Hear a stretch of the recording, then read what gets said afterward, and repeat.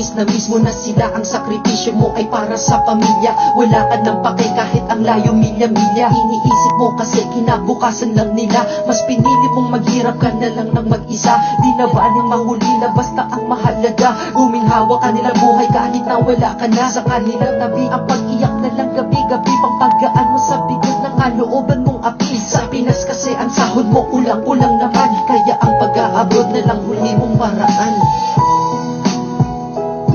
Totoo naman, di ba?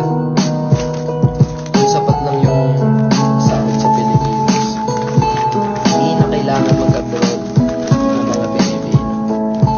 Hindi na nila kailangan maglakad-lakad ng mga papeles and shit para lang kumita ng pera.